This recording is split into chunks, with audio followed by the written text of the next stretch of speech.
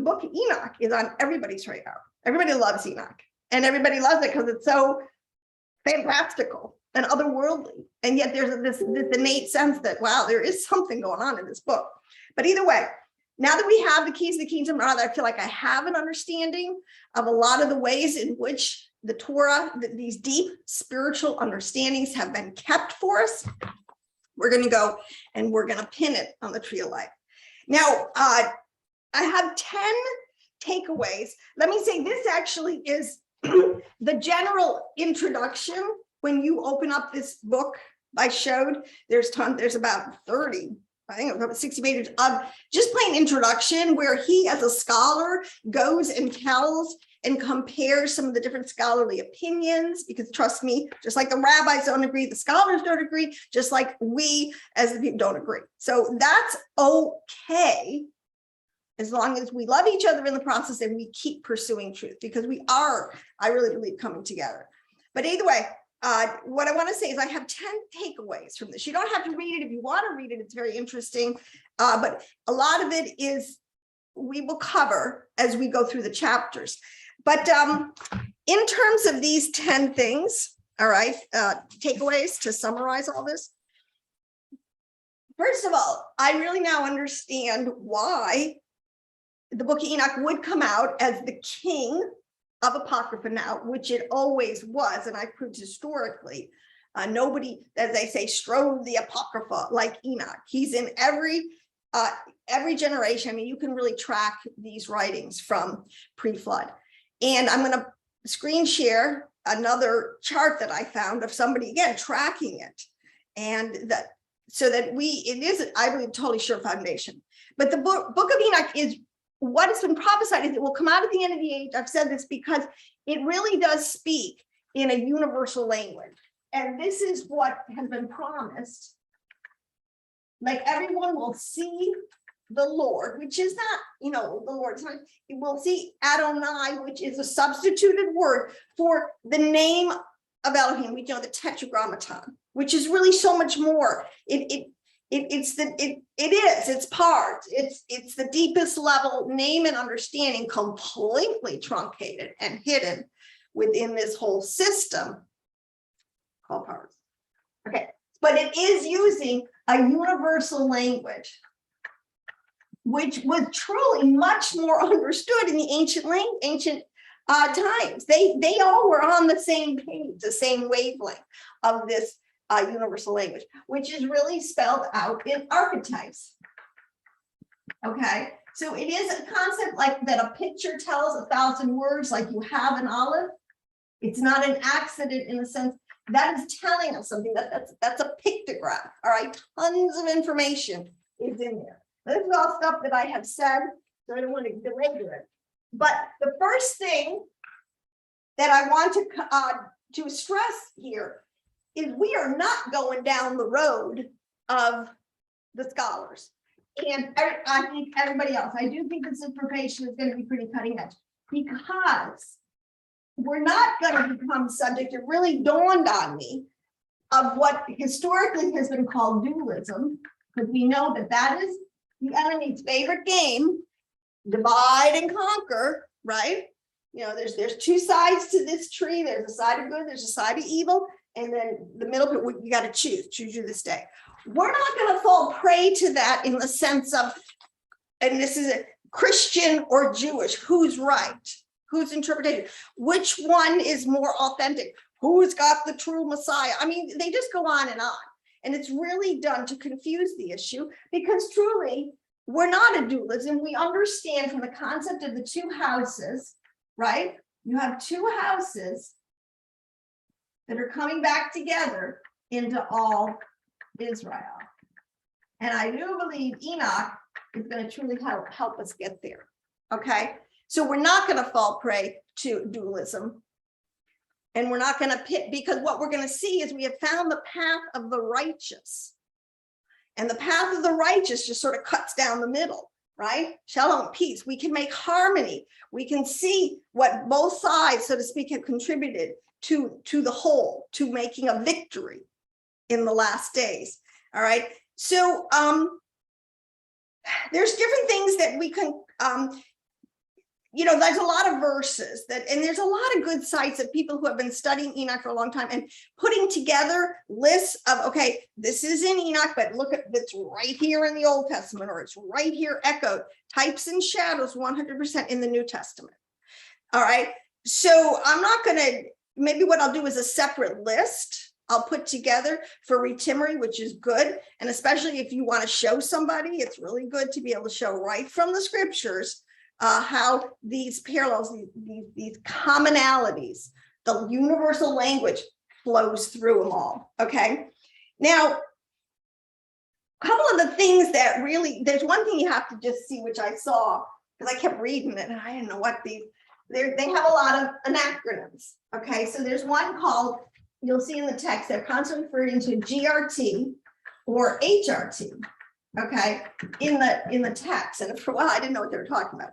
But what it is, okay, so when you see GR, it means it's removed from the Greek text. This is a Greek text removed. In other words, it's extent, meaning it is in the Greek text, and HTR is in the Hebrew text removed. So sometimes there's things that are in the Greek, not in the Hebrew, in the Greek. So it just helps the scholar, help anybody to see. That's a quick check and you want to have. All right. Now, I don't want to say something too. I did give a little bit of history of this, right? But let me screen share something really quick, because let's get this quote unquote out of the way.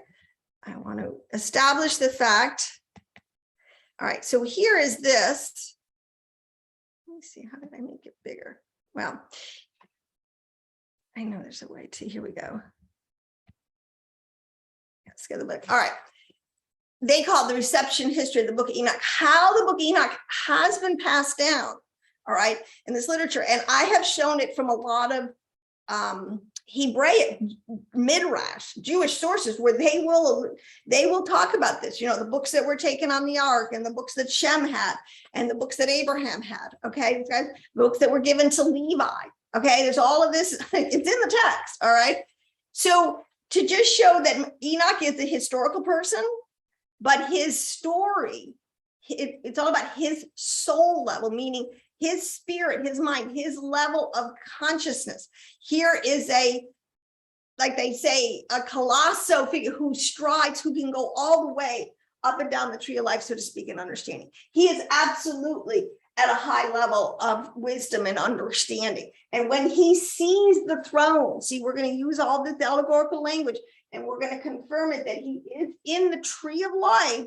He is being shown from things in physicality, like the laws of nature that don't change, all the way up to the most sublime reality, if you were in this high level presence of Elohim, and then all the players and what's going on in the battle between the righteous and the wicked, so to speak. So he was 3,000 years before the flood, but then, and then they can, these books pass from Noah to Methuselah, from Noah to Shem, to Abraham, from Abraham, see, this is where I can, to Jacob, and from Jacob to Levi. So a lot of the priestly things, what they gave to Levi was this whole compendium of how a firstborn priest, because there was always an individual from a clan or a family or a group that had one designated quote unquote firstborn high priest. Abraham was that in his generation. This is what we're following with a lot of these patriarchs. All right. So it goes from, it's enjoyed by the Jews. It is, and we know this now, and I'll come to it, how it was found in the Dead Sea Scrolls. So a lot of arguments were kind of put to rest at that point, but it's quoted and alluded to and referenced by the apostles, the early church fathers, on both sides, by the Jewish text, the Essenes, Philo, Josephus. It's all over. It was obviously a book that was highly esteemed and read, okay, and considered scripture, considered canonical. It was one of the books for the wise, all right, that was reserved, all right. Now we'll go more into, but I just wanted to show you this quick, but then it was banned it was cast out by the religious leaders, by the Jews and the Christians. It was defended by Tertullian. It was banned by Augustine.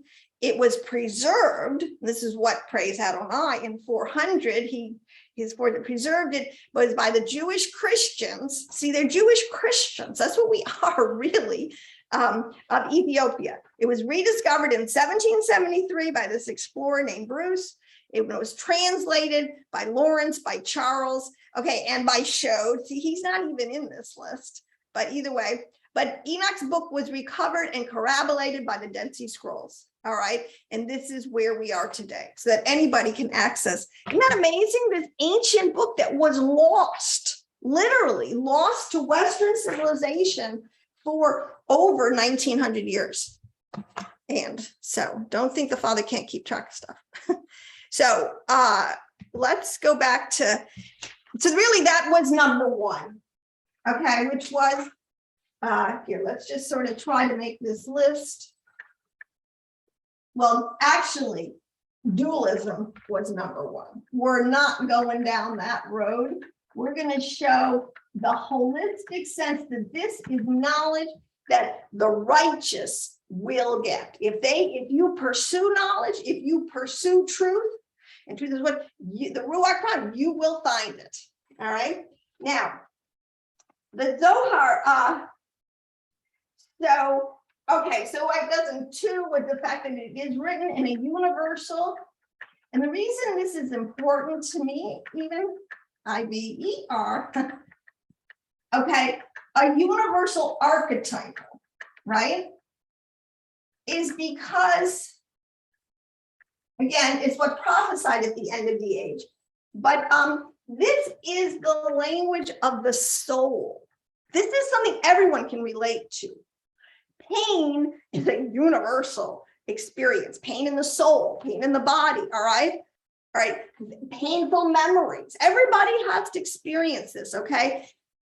And also the fact that we're all born and we all die. Some of these are going to skip, and there is a language to describe at this high level. And we all, are making choices and our deeds at the end of the age. It doesn't matter if you're a Hindu. I don't care what you grew up as or what you're functioning as. All right, truly, there is an innate sense of good and evil, and you're going to choose. And at the end of it, you're going to be weighed in the balances, and and it's going to be fair. It's going to be just, and you're going to find out that the sum total of it all is going to have added up to many many incarnations. Okay, so then number 3 is going to be the fact that we're getting back to the Torah. Hasod, which I've talked about a lot, which again, this is the mystery level, but this is what is known as manna. This is what he was feeding them. He always takes he was physically feeding them, but what he was really feeding them was these spiritual precepts that were to put them and transform them above all the nations, to be this level of priests and kings, like living and reigning from a place such a high level that they could lead the nations and could be an example of prosperity and health and ethical behavior and justice for all. Okay, so we have that. We have number 4, which is, now this is all right. These are, when I read the whole introduction and I could really understand it, I think that's the best thing for me. It's like, wow, I haven't been wasting my time spinning my wheels. This really is adding up to something. But the Book of Enoch, this is why I'm really focusing on this, because I can't get people to read the Zohar per se. It's too dense, but people can read the Book of Enoch. And it's quoted 10 times in the Zohar. So the Zohar, which is the deepest level where they keep, like say, some of the secrets of the laws of nature, the secrets of souls, the secrets of guilt, all the deeper stuff that, is there, and you need to know, you need to grow up into it, so to speak. But it's there. So the Zohar 10 times quotes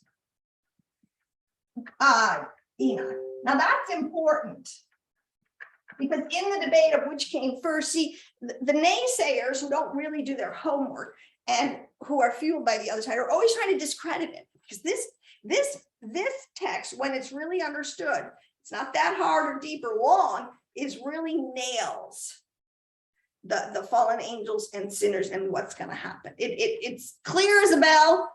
The message has never changed, and this gives it its pre. And because he also quoted of the flood, that Yah does judge and he does reward the righteous and he does punish the wicked, and he's not going to change. That's the way, I am Adonai, I change not. That's what he says, right?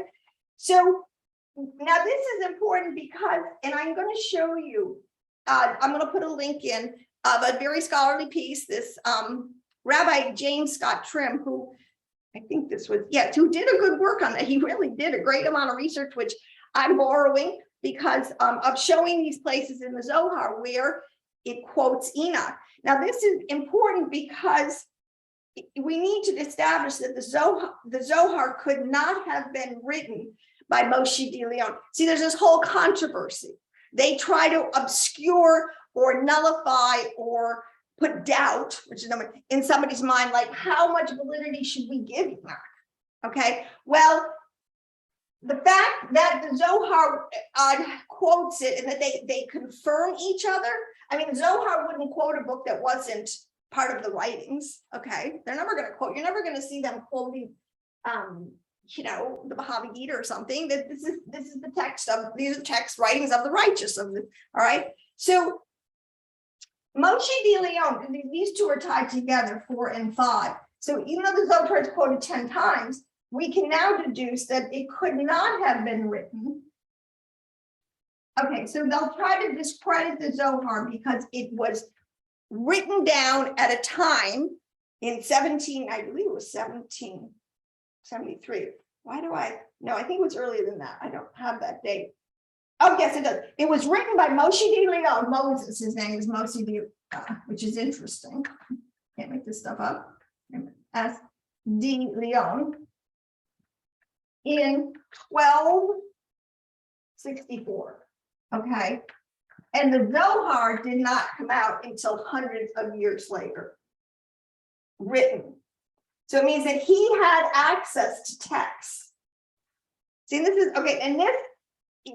So centuries before there was Enoch in the Western world. So in other words, how could this guy have written these 10-time quotations in Enoch if this book of Enoch was totally lost to the Western world? That means there is a transmission stream, and this is what Torah has always said, for the very righteous, there's a remnant inside of Israel that has been carrying forward this information.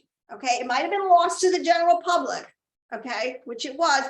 Let me put it, the book of Enoch was not being read anywhere near the level of availability read in the time of Yeshua, because everybody's quoting it. As it is now, nobody's quoting it. All we have are those original quotes, like in the 1st century, but yet this guy is quoting it. So you can see this is giving us confirmation. And let me say the 6th thing that's really important here. This is all this, this is important scholarly understanding so we can put to rest some of the arguments of the naysayers. All right. The Ethiop, when they did find, all right, and it took about 250 years for the book that was found, the book of Enoch in 1773, I believe that was when Bruce found it. And it took about 150 years before it really came into the mainstream again, where people could read it. And now people are reading it at the same level, I believe, as they were reading it in the 1st century time of Yeshua and before. So you see how we've come. The enemy's not going to win. He's not going to win. If people will awake and apply themselves and be Berean and repent and, do their tikkun and teshuva, we can all come together. This is a very winnable war, in my opinion.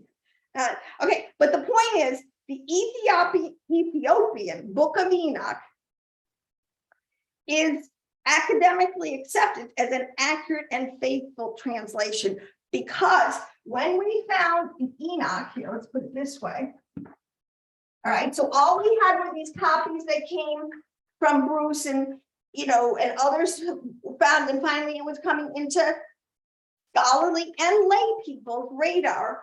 All right.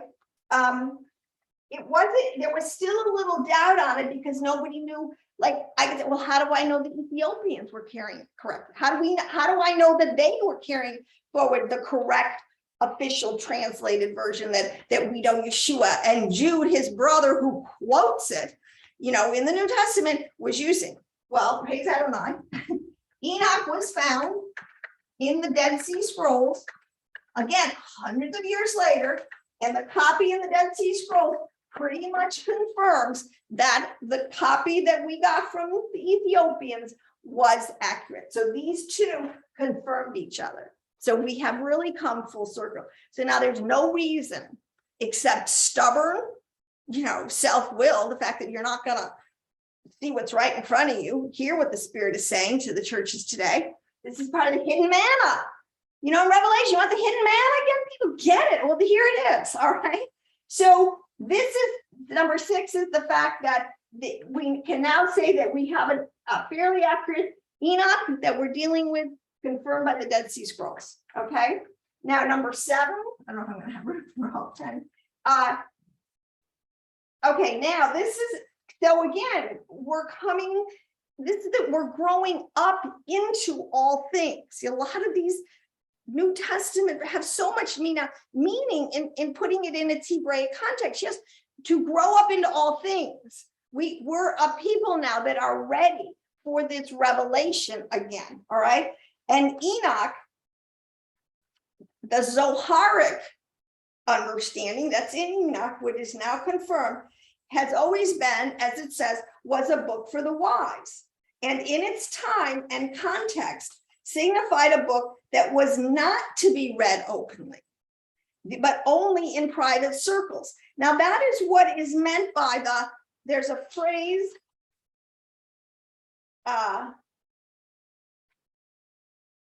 where it says that, well, the Zohar was always meant to be kept within a small circle of Torah sages who would keep it, because it was supposed to be hidden, because it wasn't time for these things to come. You know, Yeshua even said, even he had that, it's not my time yet. Like to marry, it's not my time yet to do. See, timing is a huge piece of prophecy. All right. You might have a word, a prophet, but you got to know when it's going to come to pass. Timing is everything. And if you miss it, think about your timing. Miss your bus? Not good. All right. So Enoch was a book for the wise in its time and its context, that it was to be read openly, but only in private circles. But we totally flip-flopped now. Now it is an open book. Well, let me put it this way. This is even funnier. It is a sealed, talk about an oxymoron. It's a sealed open book. Okay. What that means is it still is an Apocrypha, which means Apocrypha means a book that is written in sort of a coded way, that unless you know, unless you're in the inside club, so to speak, and know how to decipher it, if you still go on, you're still making stuff up, or you know, you're just flat out wrong. All right. But it is a sealed open book. So everybody's reading it, but nobody written, the very few, and my opinion, because dualism, you know, a Christian who's never going to get into Jewish mysticism is never going to be able to unlock Enoch. You know, the same thing with Revelation. All right. Because they are written by high level, it's seen Jews, keepers of the secrets, who know how to decipher a sealed book. Okay. But now today it's an open book, so it's time. So we got down to 7. Let me erase and come back here. Let's keep going here. Hope you got that. Keep my erasing. This is very good. I just want to do this last intro because I really think these are important things to, especially if you're on, you know, debating with someone who wants to, not that we want to debate, we want to discuss, we want to have a midrash with somebody to try to open people's eyes to this. So number 8 says that Enoch reveals, all right, a lot of Enoch, and this is why today this sealed book can become an open book, because its contents and can be received on a supranatural level, because it speaks on, because Enoch was shown everything, it speaks on the divine origin of nature, which is very important, because today the debate, they want to tell you, oh, there's nothing divine about nature, it's all organic, and no, it will prove it's the divine origin of nature and the laws of nature. Speaks on divine origin of nature and its laws. This is why it says Enoch was given the calendar.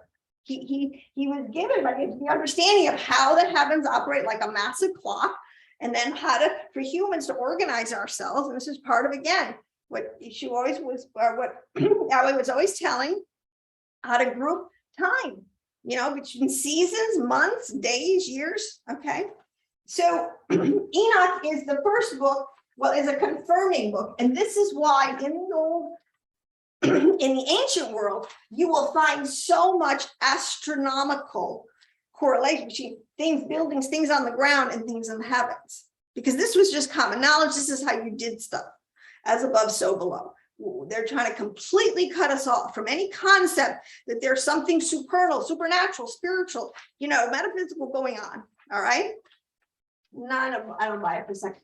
Now, number 9.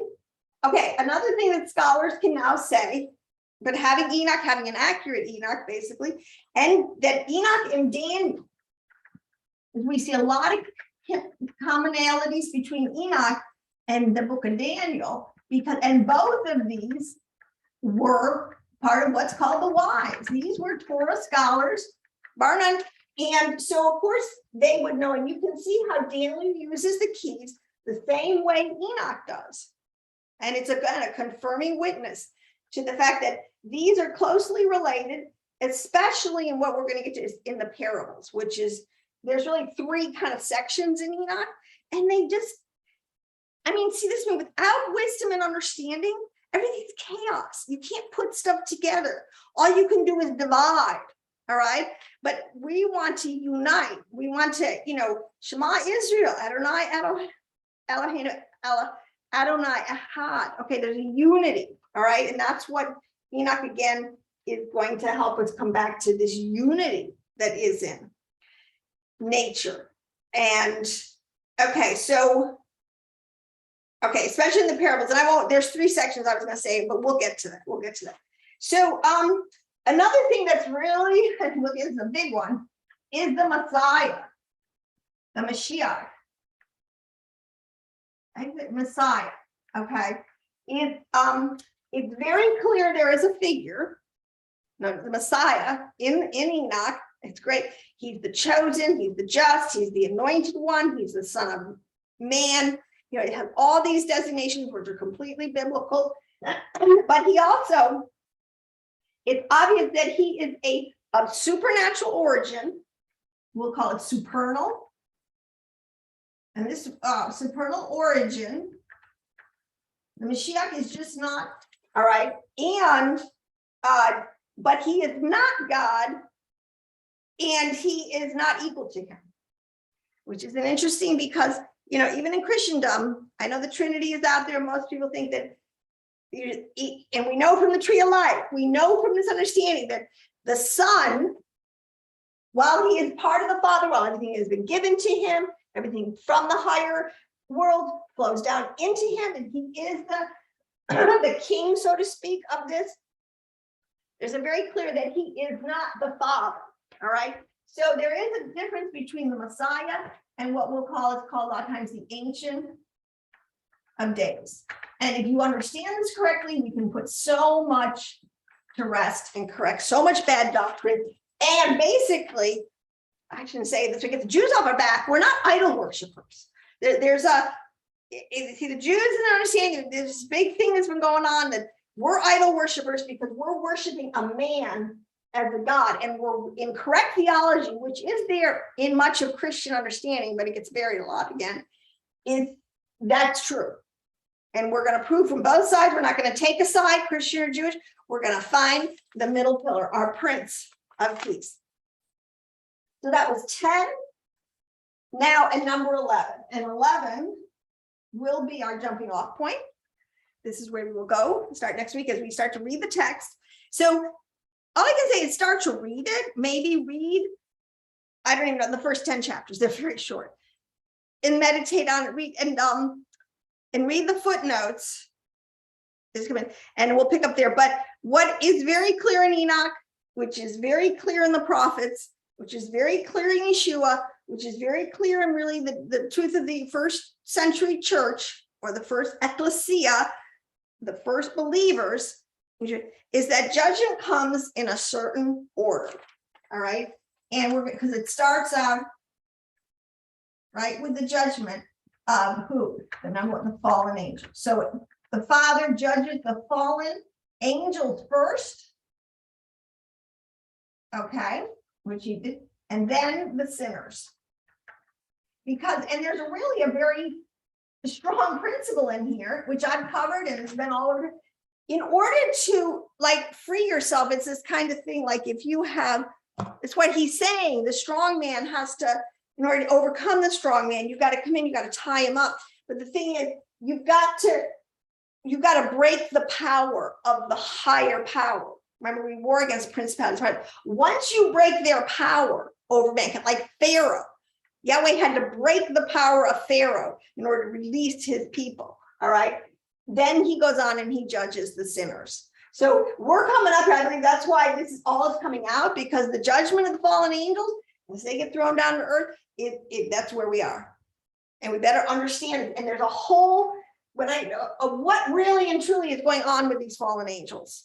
All right. So again, this confirms early history, which is being repackaged, and we're getting so titillated today in popular culture as they just take all this Enochian understanding of the world before the flood and the world afterward and the fallen angels and everything that's going on, and it's called, isn't fantasy, one of the fastest growing genres in literature today. It's a phenomenon. All right. But this is where we're going to start, because Enoch is called right away to be a witness, a scribe, to the judgment that is soon to come upon these pre-flood of fallen angels. And praise Adonai, where he prophesied, where the same thing, these fallen angels are going to be taken care of once and for all, locked up, so we can go into this, millennial reign. So I'm all over it. Book of Enoch. Enjoy your reading, and we'll start. I will see you in the next video. Shalom, shalom.